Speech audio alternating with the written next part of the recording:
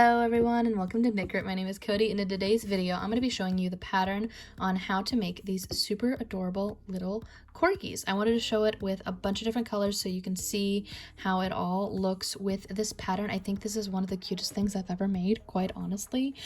This is not going to be a step-by-step tutorial. I'm editing on my phone, so I have a hard time with having these videos be too long, but I wanted to basically explain how each of the little funky parts of this pattern work and also show you the pattern itself. There will be a printable PDF for this and it'll be free for the first week, so if you're subscribed, congrats, you're getting it for free pretty much if you click on this video. Otherwise you can screenshot it and you can just have it here. I'm gonna have some timestamps right down there for when the little pattern slide that I have will come up, and I'll have a timestamp for that. But basically I wanted to explain this pattern and what you will need for it. So for this, we're gonna already have, I'm gonna move these guys out of the way, we're gonna already pretty much have the base body done for this because I've done this pattern before. It is my base flat cat style body and I really like how this looks. Essentially, we take my basic ball and then we attach it to our basic little body here. I accidentally made this one's arms just a row too long, but I went with it and I just put the head to try to hide it. And I also ended up having, I hot glue my heads on because I'm lazy and I don't like how it looks when I sew them. So I'm gonna hope that the collar that I'm going to be showing you how I make will also hide that hot glue seam because I'm just a hot mess this week. So basically you're going to want to already have this done. I have a link for how to do this basic body down below. I'm also going to flash a little pattern for the base body and for the head right here.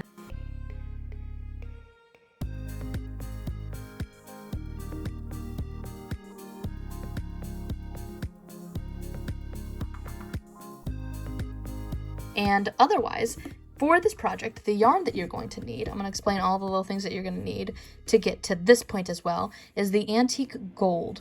I love this cotton is the name of this brand, and honestly, I love this cotton. It is absolutely incredible for making amigurumi. It is so nice, and it's really pretty, and this Antique Gold. For the other one, I use just the plain black, and whatever you want for your corgi's little collar if you're gonna make one. For this one, I'm going to make it in the normal little yellow tag here, and instead of red collar we're gonna do a nice pink one because they're gonna be buddies and they're gonna be brother and sister, and I think it's super adorable. So you're also going to need some fluff, and as far as yarn is concerned, you're also going to need some of this Lush Loft in white. It is yarn bee.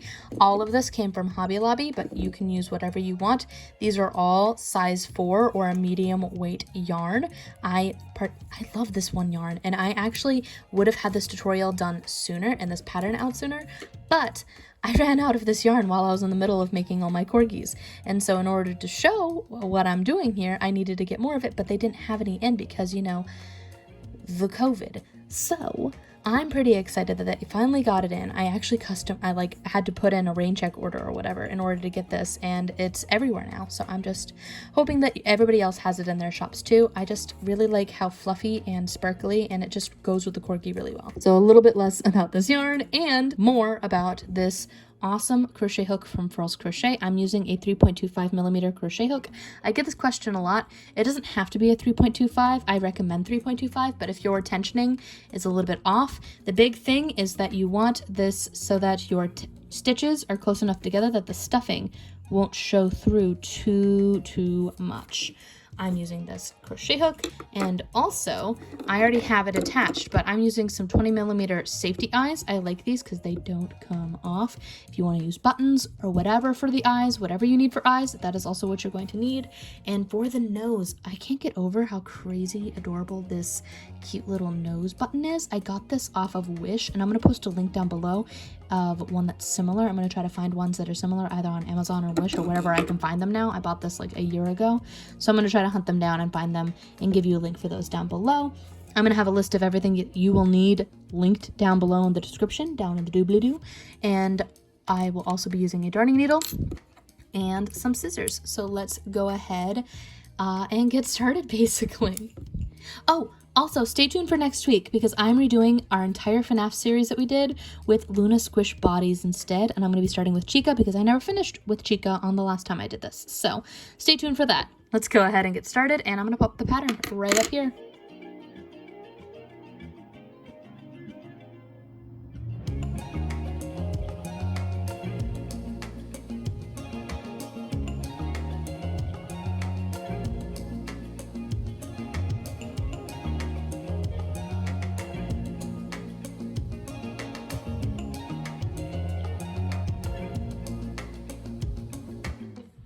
All right, so that was the pattern right there.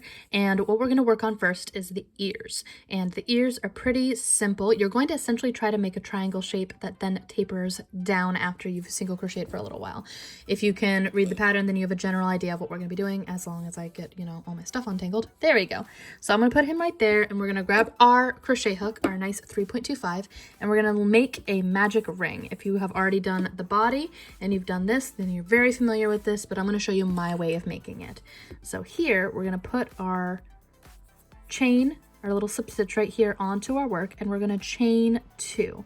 So 1 and 2. We're going to skip our first chain here, and we're going to go into our second one, and we're going to place 4 single crochet on the inside. It's a little bit different than what we did on the body, but it works, I promise you. So 1, go back inside that same chain, 2, go back inside that same chain, 3, and then 4. All 4 are in there. We're going to pull our tail, pull that a little bit tight, and now that is round 1. And so we're going to not work with our tail. That would be a travesty. And we're going to go and work into our very first single crochet from that round. We're going to go inside once, and we're going to single crochet 1, increase, single crochet 1, increase. Our first round ended with 4 stitches, and at the end of row 2 we're going to end with 6 because we're just increasing 2 times. So single crochet 1, and then this one we're going to increase by putting 2 stitches inside of a single stitch from that round.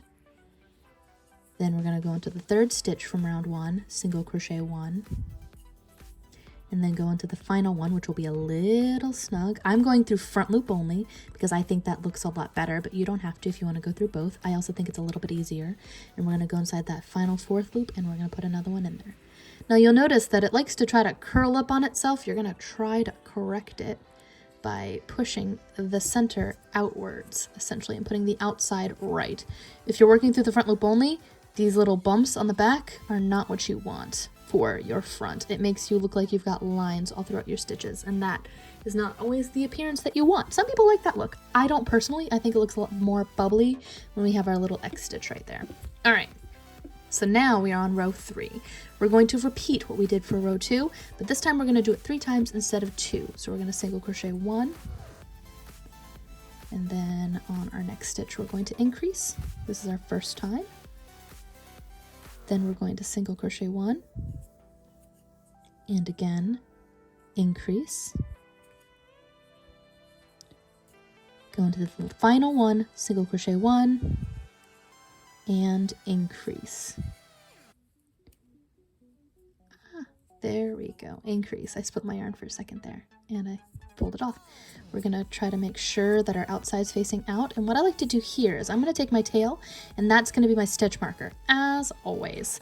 We are now on round 4, and I like to do something like I did for my head for my staggering video. We stagger our stitches on knit grid, and that means instead of doing the typical one, I'm going to show a little kind of print here where we have everything stacking up on top of each other, all your increases are stacking up. I like to split the difference on my even rows. So here what we would usually do is single crochet 2 and increase due to the fact that there is another stitch in between our increases, but instead we're going to single crochet 1 and increase, and then single crochet 1. That way there's still 2 stitches between each of our increases, but there's a space and it's not going to stack up onto each other. It looks much more round and smooth, and it hides your increases a little bit better. So let me show you that again. Single crochet 1, increase, and single crochet 1. I go more in depth about what stacking versus staggering is in my stacking versus staggering video, linked down below. And now you can see that there are 2 stitches between our 2 increases right there. So again, this is our final time. We're only doing it 3 times instead of the 6 that we did on our body and the 5 that we did for our feet. So 2, it makes it more of a triangular shape, which is how you get that point essentially. And increase, and single crochet. So now I'm going to take my tail, I'm going to pull it out and move it forward because we are now on round 5. Pull that through, and on round 5 we're not staggering, so we're just going to do the single crochet 3 and increase. When there's an odd number between them, I don't stagger, obviously, because that would defeat the purpose. Otherwise, I'd just be staggering and ending up with all my staggers lined up. So it just would stagger it in its own way. So 3, and then 4. The stitch is the one that we increase. And at the end of this row, we'll have 12. So 15, excuse me. The last row we had 12, and now we're going up to 15. So 1, 2, 3, and 4. The stitch we increase. And then 1, 2, then 3. And on the 4th stitch is the one that we increase. I'm going to move my tail again.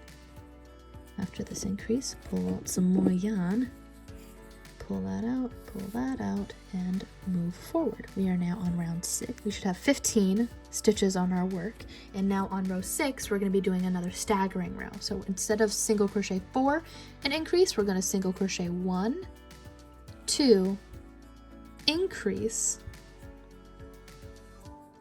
and then 1, 2.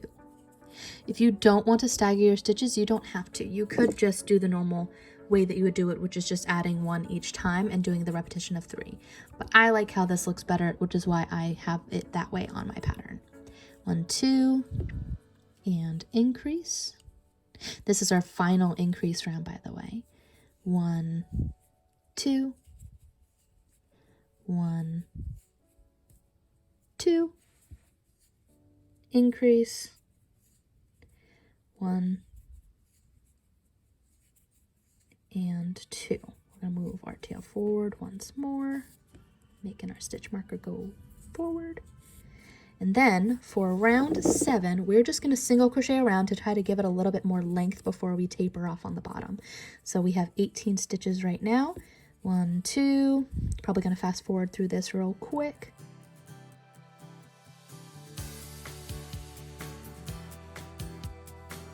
17 and 18. So we just went across those 18 stitches, no increases, no nothing, for 18 stitches. And I'm not going to move my tail. Well, yeah, I'm going to move my tail forward. I always do it. Why wouldn't I this time? I don't know why. Anyway, we are on row 8 now, and what we're going to do is I want to give this a little bit of a tapered edge, not too dramatic, just enough that it like goes in on itself on the bottom.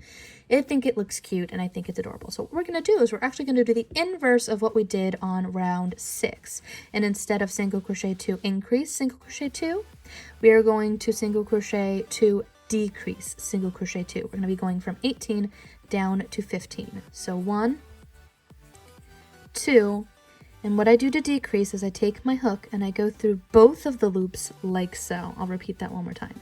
Go through the loop, dip down, go through the second loop. That way your hook is going through both loops, and then we're just going to single crochet it like normal. It's a nice invisible way to decrease, and I love how that looks. And then 1 and 2. Again, 1, 2, go through the loop, dip down, grab the other loop, single crochet those two together essentially, and then 1, 2. Let's do that one last time. So single crochet 1, 2, decrease like so, and then single crochet 1 and 2. And here I just go into the first stitch of what would be my 9th row. I'm just going to slip stitch, and I'm going to leave a nice long tail for sewing, so a good 12 inches. I'd rather have too much of a tail than not enough. That's always such a bummer when you're trying to sew things on and you don't have enough to sew it with. Big ol' pain in the butt. And then I'm going to pull that through, call that good, pull out my tail base right there. I'm going to make it so that it's cut just to the length of here. So I'm going to pull that and then cut it. It'll hide on the inside, and then that is the outer part of our ear. Next up, we're going to work on the little inner ear that goes right there with some more of that plush Lush Loft yarn. I love that yarn. Okay, so that was the pattern for the inner ear, but I'm going to show you how I do it. It's really quick, it's really easy, but there is something that I do a little bit different on this one. I do a double increase, which is fun. Basically, you're putting 3 stitches where there should be 1. That's why I'm doing an extra one. I'm also going to be taking my ball that's a little bit small over here. That's why I haven't broken into that yet. All right, so here we're going to take our work and we're going to do our normal slip knot just like always, and we're going to do our ring. How I do it is just doing the chain 2. If you just do the normal method of making a ring, that will work too. 1 and 2. It's hard to see your stitches with this, so you have to be kind of really careful. We're going to skip our second chain and go into our first one like always, and on the inner ears we're going to put 6 single crochet on the center. So 1, 2, 3, 4, 5, and 6, like so. Pull it, but not so tight that you rip your yarn. This one's pretty sturdy though. And what we're going to do is we're going to do a double increase on our very first stitch of round 2. We're going to go turn the corner, go over here, try to find our front stitch. It's pretty easy, not too bad when you're working with this. And instead of just putting 1 single crochet in here or 2 single crochet in here, we're going to put 3 single crochet within the same stitch. So 1, go back inside that same exact loop, 2, same loop, 3. And then for the next one, you're just going to single crochet the 1 in that 1 loop. This is what's causing this little turned corner, essentially. It's also called a corner stitch when you do a double increase like that. So again, we're going to go into this first stitch of a repetition once, go into that same stitch twice, and go in a 3rd time. And then you're going to single crochet 1. It turns the corner and gives you this kind of sharp edge. You can just do a circle if you want, but I like how this looks better. And then single crochet 1 in the last first stitch of our, or in the last stitch of the second repetition. And then we're going to do on our last repetition, we have 2 more stitches remaining. We have 1, 2, same, and then 3. Then we're going to single crochet 1, like that. We have 3 corners. We're then going to go into the first stitch right there and slip stitch off. I like to leave a nice long tail because I use both of these for sewing to hide it.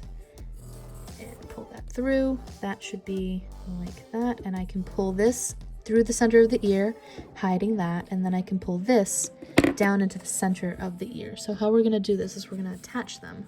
I've got 2 now, and I'm going to pull these and not tangle them. There we go. We have 2 ears. I tend to attach them like this, and I sew them on. I'll show you how I do that. Let me find my darning needle. There we go. Like so.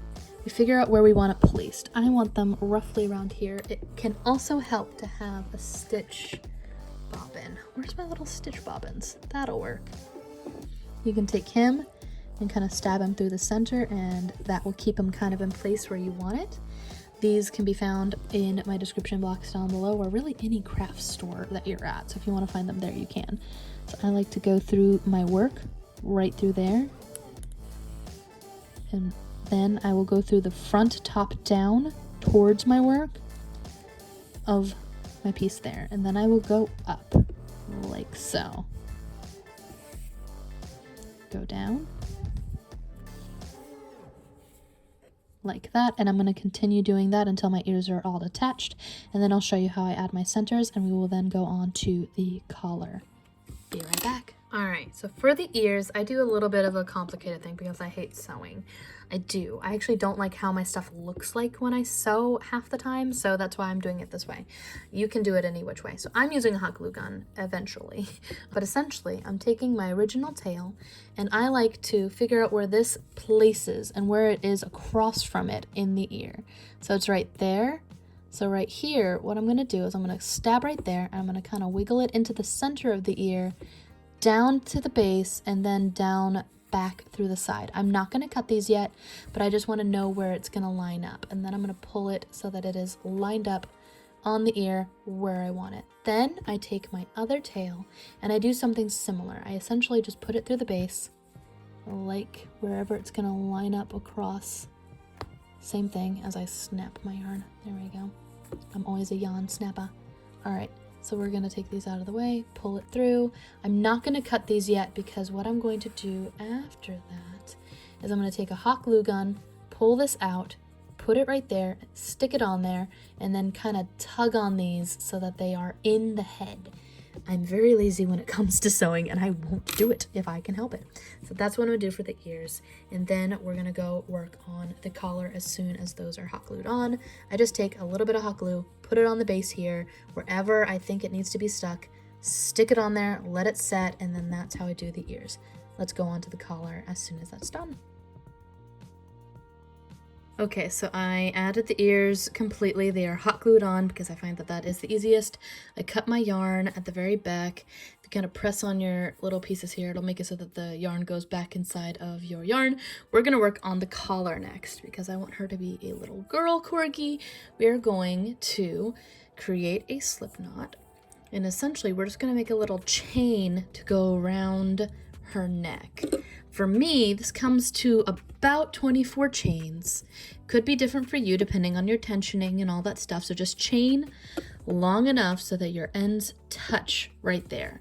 So for, again, me, that comes to 24. I'm actually gonna leave a longer tail.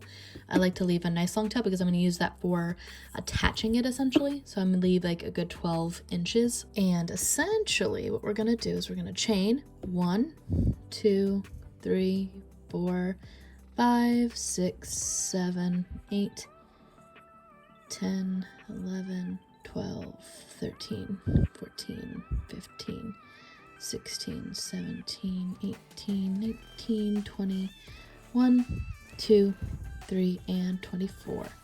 So let's double check this real quick. It should be snug, but not so snug. So here, it's going to be kind of hard to show on camera. Essentially, we're going to try to keep this as nice and straight as we can. Might actually be easier to do it this way. Wrap, and then turn her sideways. There we go.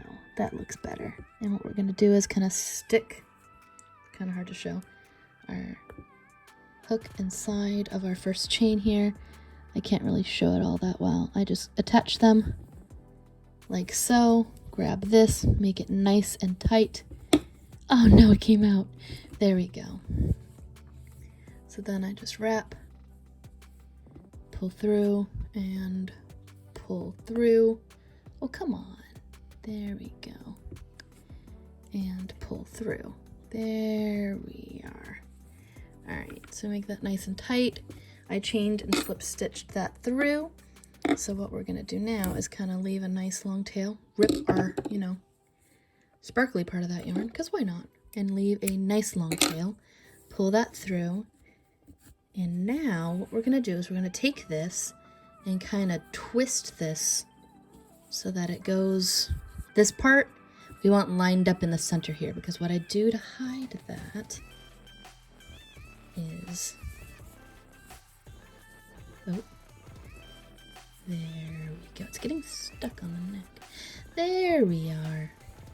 I'm going to take my darning needles.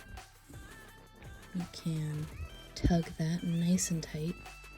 Kind of like so. Tug on your tails. Brings it in. Makes it look nice. So it's a subtle collar.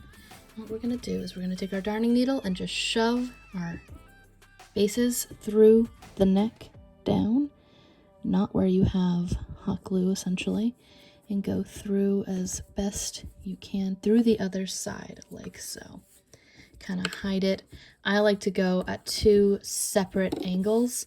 So say I went out here, I'm going to then take this and go, oh, not down that way, I guess, going up because the glue is getting in the way. My bad.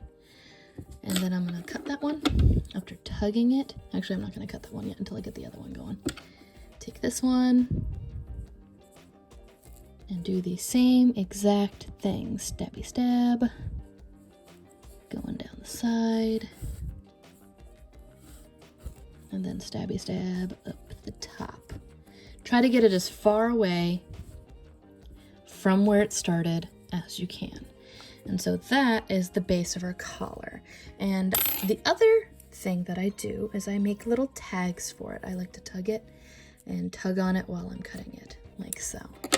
So I make a little tag for it as well, and what I do for that is I'm going to take this and do the exact same thing just through the center, and I'm going to do the exact same thing with these tails where I put it through the center and kind of just let it attach there. If you were really paranoid about how it might stick, then you can hot glue this on. I'm just going to take this one right here, the top one where I slip stitched off.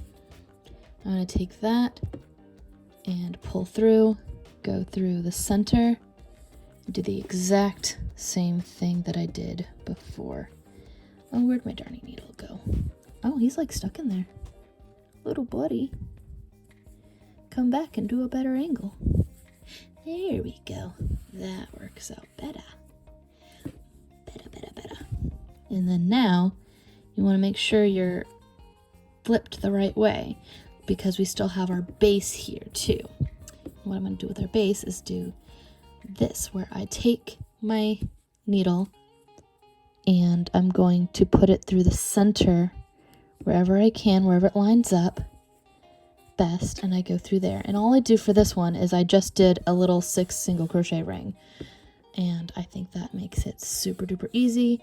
It looks cute, it's attached, I tug on them, they'll stay between the legs right here, and I think it's super duper cute, and I think it looks adorable. So next up, we're gonna work on the mouth. Be right back. Okay, so for the mouth, we're going to essentially do the same thing that we did for the base of our head and the base of our feet, except the numbers are going to be a little bit different. The numbers are going to be the same for the head, not the feet, because they are different right there. All right, so we make our magic ring, expand out from 6 up to 12, and from 12 up to 18. We should have 18 stitches on our little circle here. This is where my row ended, and so now what we're going to do is essentially what we want is we're going to take this and we're going to go back and forth and back and forth for a good 8 rounds, just making a strip down the center essentially. So here, what I like to do is go through both loops. I like to single crochet across 3. So 1, 2, 3, then I chain 1 to turn, and then I go across those 3 again. So single crochet 1, 2, 3, chain 1, turn, 1, 2, 3, and we're going to keep doing that until we get it the length that we want, and that's essentially 8 rounds for me. If you would prefer it to go further down the head, you can keep going, but essentially we're just single crocheting across 3, chaining 1, turning the entire time until we get it the length that we want. That one, for all of my corgis, we're done for 8 rounds. I'm going to attach this. I like to just snug the nose through the center of my circle, my original circle, and I think that that looks really nice. I then take it and I hot glue it onto the front of my little corgi dude. What helps me with that, with this specific type, is I'll actually have this little guy shoved in and make kind of a little predisposed hole for it right there. See how it's kind of indented there? I like to stuff that in, hot glue, attach, hot glue, all the way around it, and then I'll take a strip, go down, and make it so it's centered, essentially. There's a lot of hot glue with this little guy. I like it. It looks really nice, and I think it looks cute. All right, I'll be right back to work on the butts. All right, so I have hot glued this on. It has dried. He is stuck on her. I guess she is stuck on her. And basically what we're gonna work on now is the butts, the piece de la resistance of the booty. So how I do this is we're gonna take 2 separate pieces. We're gonna make a ring, single crochet 6, and increase to 12. We're gonna take 2 of them and sew them across each other, but I'll show you how I do this. It is a little bit different. I do this with this because I find that it makes the tail a little bit more hideable. So I'm gonna move these guys out of the way actually, so it's a bit more clear. And now I leave a little bit of a tail, but don't worry. We're gonna pull this, we're gonna make our slip knot and our ring essentially. So 1, 2, go back into the first chain, and then make 6 single crochet. So 1, go back inside, 2, 3, 4, 5, and 6. Pull our tail. And what I like to do that's a little bit different than I do on the other one is we're going to actually work our tail as if it is a piece of our stitches. I do this often when I don't know if you're going to be able to see the opposite side, and it makes it so that when you cut this tail, it's not too short. I know we're not going to see the other side, but if I cut it too short, then we end up with a piece that's long, and it can make the original stitches look a little bit more unpulled, and I don't like how that looks, so that's why I'm doing it this way. Here, I'll show you. So we're gonna go into our first, like our usual, and try to split the difference on that piece. There we go. Pull our tail towards the front, and we're going to put 2 single crochet inside that one. Go back inside, keeping our tail as if it is a piece of our work. This will make it so that this tail is nice and pulled, and you don't have to worry about it. There we go. Go back inside, keeping the tail towards the front, and we're just increasing every single stitch. We're going from 6 up to 12. 1 and 2. There we go. Go back inside. No, don't do that. Go back inside. There we go. 1 and 2.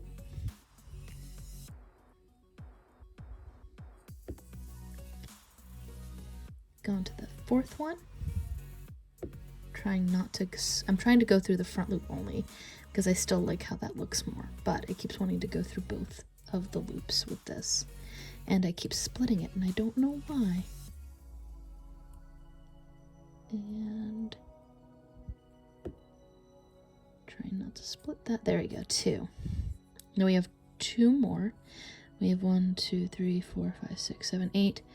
So we have to increase twice more, keeping our tail towards the front the entire time. 1, go back inside, don't split it. 2, it's hard when you can't really see it because your tail's in the way, but believe me, it looks better. You don't have to do it this way, but I like how it looks better this way. 1 and 2.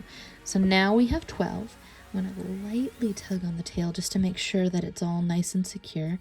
We're then going to slip stitch off into what would be the first stitch of our round 3 if we had one. And then I'm going to leave a nice long tail here, but as soon as I pull that through, there we go. We're going to take this tail, and because I worked it through all those stitches, we're just going to snip them close right there. That way you don't have to deal with it. It is out of the way, and now we are done there. So now what we're going to do is we're going to sew up 4 stitches along the side. And how I like to do that is I like to take this one. So whatever, we have 2 pieces now.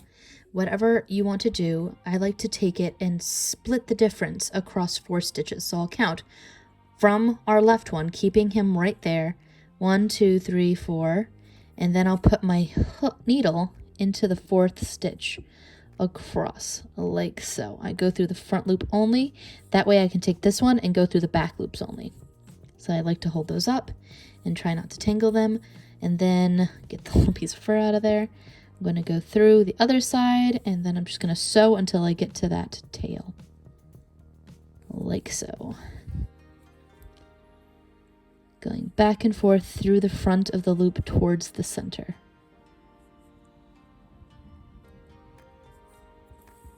And you can either sew this onto your work, or you can do what I do, which is just hot gluing it on. I prefer how that looks overall, honestly. So here we've reached the other side, and what I like to do is I'm actually going to double knot right here. This creates a little bit of a crease going inward.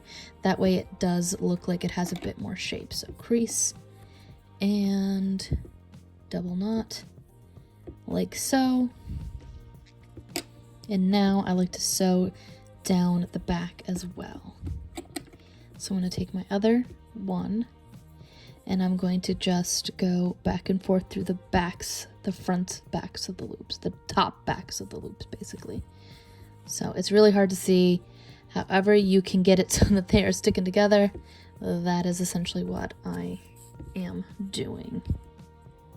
Try to find your back loop and go back and forth and back and forth until it is what you want it to be. I also like to try to make sure all of my little edges are nice and secure. So I will, because this one might be a little bit loose on this side, go through the front and try to like kind of pull it like that. That way it's a little bit more secure. All right, so I'm happy with how that looks. And what I do essentially is I'm going to take this and stab him through where I want him. Take it, feed it through to the other side. Do the same thing with the other side. I'm not going to cut this yet. I am not. I'm just going to push it through and cement it where I want it, and that makes it so that it's pretty secure where I want it. And now I'm going to take a hot glue gun and just glue that on, and then his butt cheeks are adhered. I'll be right back as soon as I get that done. All right, so we have some hot buns. They are still warm from the hot glue gun. And what I like to do here when it's still kind of warm is I attached these, right? I'm gonna lightly tug on these, and then we're gonna kind of pull on it at the same time, make sure that it's secured. It's hard to show this on camera. And then tug on it and then cut. Because when you tug on it while you're cutting it, it'll cause the yarn to kind of retract back inside of your amigurumi, and that makes it more hidden and you won't notice it as much. So pull, snip, and it's in. And that is all there is to this Corgi. I don't know why this tutorial took me forever to make. I know that I cut some corners and some people are not going to be impressed by my delivery of this amigurumi tutorial, but I already have this tutorial and I have the pattern down below, so everything's there that you need in order to make this amigurumi, and I struggled through this tutorial even though I think it's literally one of the cutest things I've ever made. I'm super happy with how this turned out, and they're so cute, and there's boys and girls and all kinds of different colors that you can do this in, all kinds of different colors for this faux fur yarn kind of stuff that they have, the Lush Loft over at Hobby Lobby. It's so pretty. I love it. And next week I should be working on my Luna Squish Bear, because that's gonna lead into me working on the Five Nights at Freddy's characters, and then I got a request to do the Coco Melon characters, so I'm going to do the elephant and the bear from that, which is why I'm doing the Luna Squish Bear, because again I tend to do tutorials that are like tutorials, they're all like incepted inside of each other, so it's like tutorialception. But I'm pretty excited with how this looks. Thank you for watching this video, and before we go, I'm rambling, I would like to give a shout out to our Patreon supporters. Without your support, we wouldn't be able to grow as much as a channel, so thank you for your generous pledges. If you're interested, go to patreon.com/knit. You can see all the different kinds of rewards that we have, and all that stuff over there, all of the YouTube things, links down below. Thanks again for watching. Be sure to like, subscribe, hit the bell, all the YouTube things. Before you leave, if you want to see more videos like this, we are nearing 50,000 subscribers, which is just anxiety inducing, but also incredible. I am so thankful for everybody that watches my channel and decides to subscribe. And don't forget to get the PDF for this on Ravelry. All right, until next time, guys. Bye.